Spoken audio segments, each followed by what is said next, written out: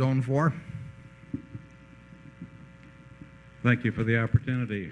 Dick Jensen from Omaha, a fellow Nebraska University supporter. A rather convoluted question. I'm very interested in your recent purchase and your future intention of American Express. And as I understand the company, I know it's a rather involved and complicated and rather expansive company insofar as it has its interests in many areas. I know one of which, of course, is the credit card, but there is also the major part of the organization of IDS and others that I don't even know about. And I wondered what your hopes are for that investment. And I also, just recently, as perhaps you have, became curious to know if you are personally acquainted with Mr. Phil Carret, I believe his name is, and how about the purchase of his firm in your future? Thank you. Dick, I think Phil Carret is here today. But Phil, he's right back there. Phil, would you stand up? There he is. Give him a hand.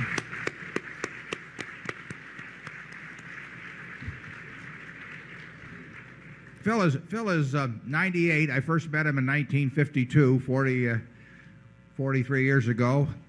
He attends every eclipse around the world, and you can run into him in some very strange places. Wrote his first book on securities, I believe, in 1924. Am I right on that, Phil? Yeah. And wrote an autobiography here recently. Probably the greatest long-term investment record in this country's history. And but I think my impression is that Phil sold part or a good bit of Pioneer some years ago, which he managed for decades, many decades. In fact, I first learned about Phil when I was leafing through Moody's Banks and Finance Manual 40-odd years ago, and I saw this company with this great record and with some securities that looked terribly interesting. So we got in touch, and he was out in Omaha, and we got acquainted.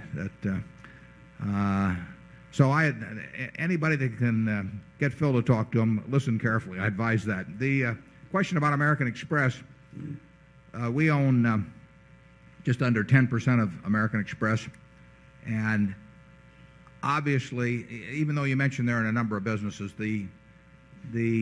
by far the key, the most important factor in American Express's future for a good many years to come, great many years to come, will be the credit card, and that is a business that has become and will forever probably become ever more competitive. I mean, I've followed it since I think I met Ralph Schneider at the Diners Club in the late 1950s, and American Express entered into the credit card business out of fear. I mean, they were worried about what the credit card was going to do to their traveler's check business. Traveler's check business had been originated back in 1890 something, I believe, and that was in turn building off of the old express business, where I think it was Henry Wells and William Fargo. They would chain themselves to the express boxes as they delivered them through to the West, and they decided that maybe issuing traveler's checks would be a little easier than carrying all this stuff around.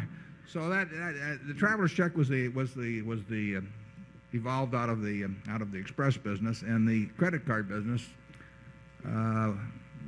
with American Express arose out of fear of what particularly Diners Club at the time. They were all terrified of Diners Club, which got the jump on everybody, and they became enormously successful with it. And the American Express card, as you know, had a